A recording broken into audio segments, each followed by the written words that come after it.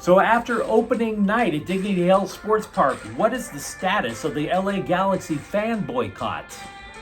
Rain spoils USC football's pro day, and the Rams, at this moment, have no special teams.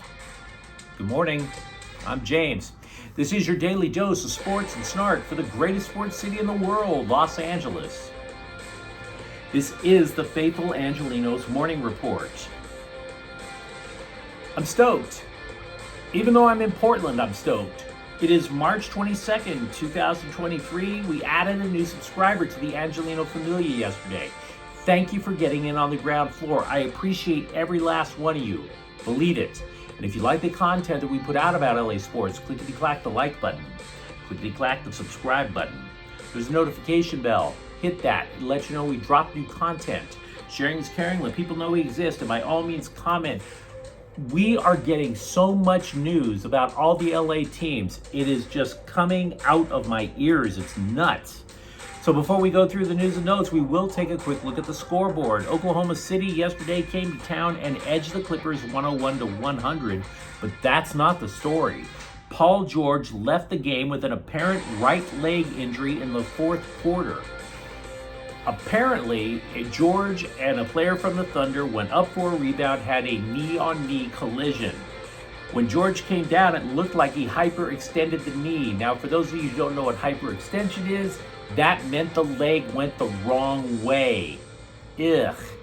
Kind of makes you want to puke in a bucket. Now, we don't know how bad the injury actually is. We're simply going to have to be patient. The Clippers are currently 5th in the Western Conference, and if George is out for an extended period of time, oh boy, they could drop like a rock. Meanwhile, Phoenix is in town tonight to play the Lakers at 7. Kevin Durant, out. DeAndre Ayton, out. Pretty decent chance for the Lakers to get in and try and rise up in the play-in tournament. But I want to switch gears and talk MLS soccer. It's been a while since we've had MLS lead the morning report. Kevin Baxter of the LA Times posted a commentary on the supporter group boycott yesterday. Now, for those of you who aren't familiar with what's going on, the LA Galaxy supporters groups, of which there are 5, they all got together and they decided to boycott the Galaxy. This is very much a unique situation. Supporters groups are gaga over their teams. They're the ones that you see on TV that are chanting, they're jumping up and down, they're waving giant flags. They can't stop singing about how much they adore the LA Galaxy, and they have decided not to show up. And the reason is because they want change in the front office, particularly club president Chris Klein, who ran the team for 10 years. It's been a mediocre 10 years at best, just as likely to miss the playoffs as to make the playoffs, and a cheating scandal in the front office. And yet, the Galaxy gave him an extension.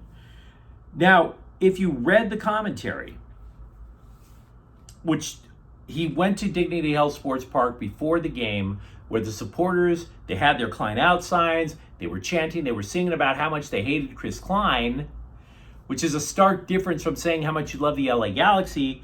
Baxter interviewed a bunch of them, and I'm going to be frank.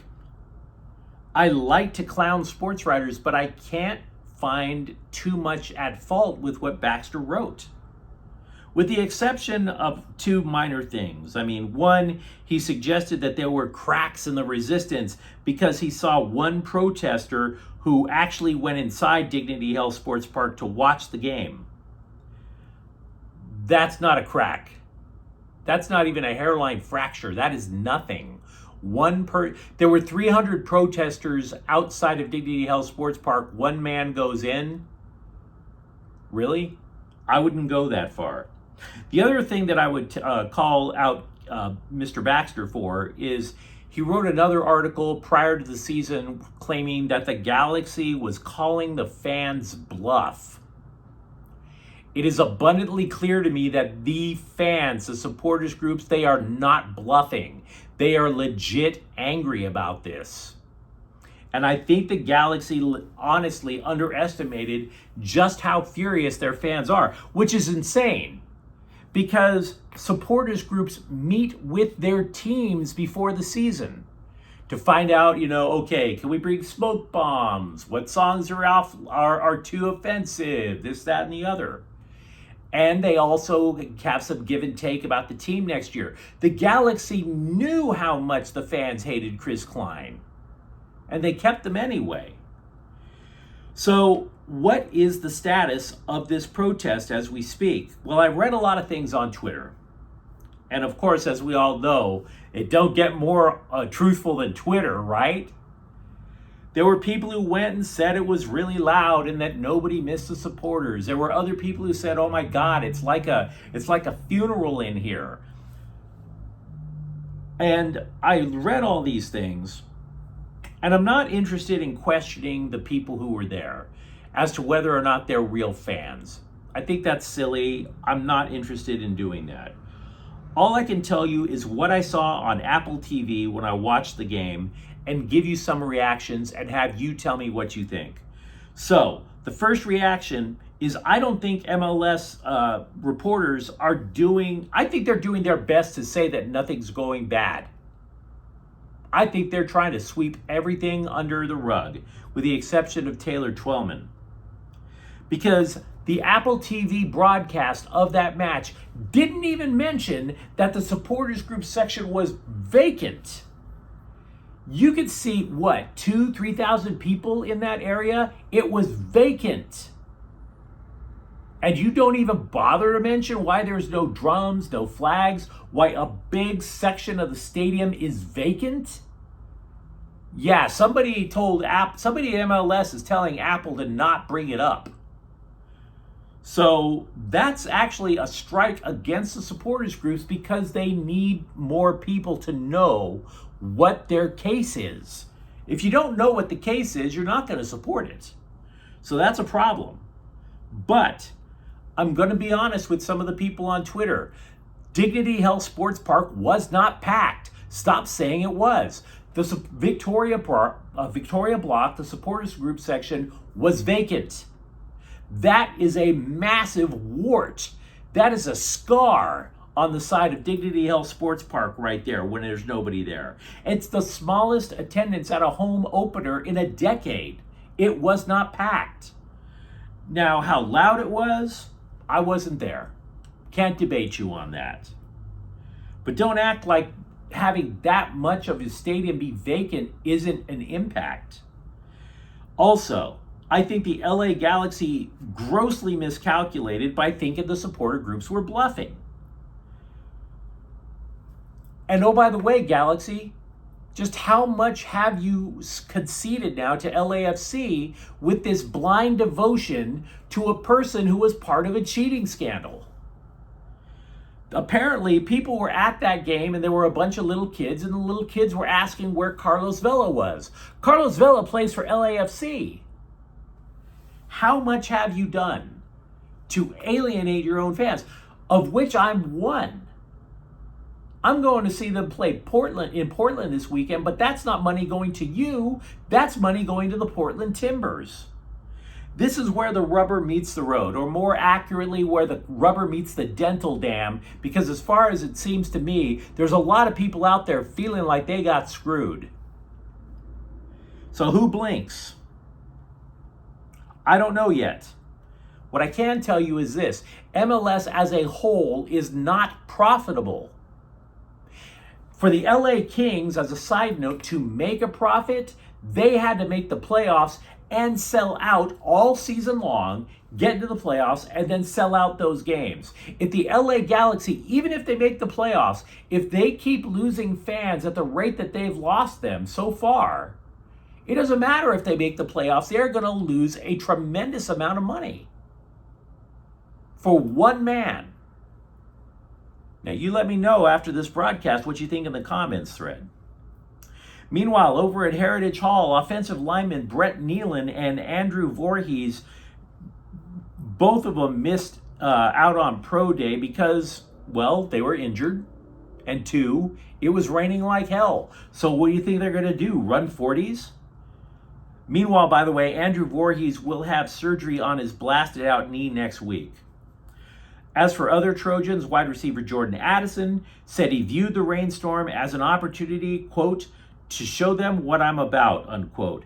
Now, Addison, to his credit, ran routes in the rain. What he didn't do was run a 40. Addison also added that the New York Giants have been in repeated contact with him. Mekhi Blackman, a defensive back, said NFL teams envision him, some of them envision him as a nickel back, others as a cornerback. Running back Travis Dye said he was 100% after ankle surgery, and he ran a 40 for the Scouts in the rain. And if you've ever seen Travis Dye, the one word that keeps popping up in my head about him is macho. Running your 40 in the rain after surgery, that is machismo that lives up to that glorious mustache you wore last year, sir. Best of luck to you in the draft.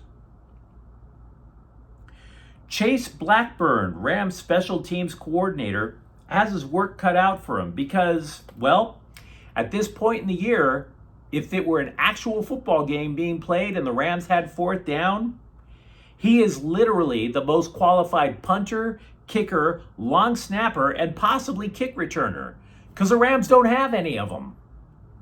And he's there. He may as well put on some pads and trot out there. Another free agent has left the Rams. Punter Riley Dixon has gone to Denver. Now, to be honest with you, I don't think it's that much of a loss. He averaged 48.4 yards per punt last year, but that really wasn't eye-popping. On special teams, LA has lost its kicker, its punter, its long snapper, and oh, by the way, their number one kick returner is a free agent, and he's expected to leave too. Mel Kiper on ESPN posted a mock draft. Now, when the Rams pick at 36 comes up, look, mock drafts do not come to fruition in the second round, right? Your NCAA bracket is more accurate right now than a mock draft that goes past, say, 6 picks. So I don't want to say, oh, I think the Rams are going to take this guy. Let's not do that. What I can tell you is among the prospects that appear to be available when the Rams pick, they're going to have a ton of options to try to add defensive depth. Particular people I'm not going to predict, but you're going to see defensive linemen available, edge rushers, linebackers, and cornerbacks. Those are apparently going to be the best available prospects when the Rams select. Now that plus $9.98 will get you a dime bag. Austin Reeves and the Lakers have mutual interest in a long-term thing.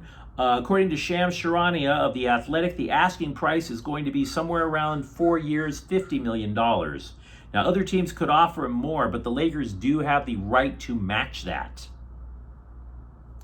The Orange County Register reports that UCLA's Adam Bona and David Singleton were able to walk without a limp or hindered motion on their way up to Vegas. Bona, by the way, injured his shoulder, but he did not have that shoulder in a sling. Take of that injury update for what you will with regards to Thursday's game. Pitchers Jake Reed, Gavin Stone, and Adam Kolarek were all assigned to minor league camp with the Dodgers. Now, having said that, Dave Roberts told MajorLeagueBaseball.com he believes Stone will make an impact in the major leagues this year. Quote, certainly the skill set we already knew about, but it's still good to see in bullpen sessions every day. I couldn't be more impressed with Gavin, unquote. For the record, Stone is the number 5 prospect in the Dodgers farm system, according to MLB Pipeline. Roberts has said in the past that he could use multiple relievers in the closing role, but Brusdar Graterol might be on the short list if they ever decide to go with a full-time closer. Teammate Alex Vesia says Graterol has, quote, the best stuff on the planet, unquote. Graterol saved 4 games last year.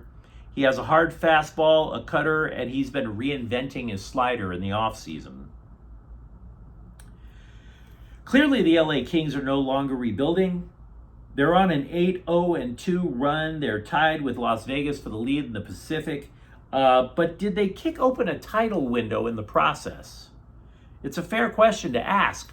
Now, if you're a longtime fan, you recall how a young Kings team back in 2012, how they entered as an 8 seed, and they just steamrolled everyone on the way to their first ever Stanley Cup.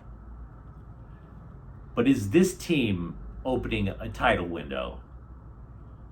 The only thing I can tell you is this isn't the team from that time. They're not playing that type of game. So it's extremely hard to tell. It doesn't look familiar as it did in 2012. The team in 2012 hit you over and over until you submitted, until you would see teams literally tap out on the ice.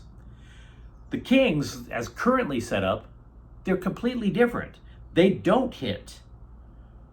But I see this team, the way that they are playing, and I'm saying to myself, I don't want any part of this team in the playoffs. They just put up so many goals, and the goaltending is now finally decent. You let me know what you think in the comments thread. Basketball player, model, possible racist, and all-around pain in the ass, Liz Cambridge, who was last seen going through a contract divorce with the LA Sparks because she threw a temper tantrum at all of her teammates, has started playing in Israel. Yeah, that'll work. So you take her playing in Israel, you add to that her OnlyFans page. Fingers crossed as she continues to work on her mental health, am I right? What better way to pull your life together than getting an OnlyFans page and then playing basketball in a nation torn apart by a religious civil war? That is a real way to get your mental thing just totally together. Just saying. I'm no psychologist. I only play one on YouTube. But man, if I was really down in the dumps, you know what I would do? I would get an OnlyFans page and I would start playing basketball in Tehran. That's how I would get myself together. But you let me know what you think in the comments thread. Matter of fact, maybe I'll even fly off to Ukraine and practice and get in a free throw shooting contest with Vladimir or something. Anyway, let me know what you think in the comments thread about the LA Galaxy fan boycott, or if USC's prospects hindered themselves in the rain. And if you enjoyed this content, don't forget to subscribe to Faithful Angelenos. We're talking LA sports every day here. Thank you for watching. I'm James. We'll be back tomorrow. Faithful Angelenos is a Corte El Queso production. Take care.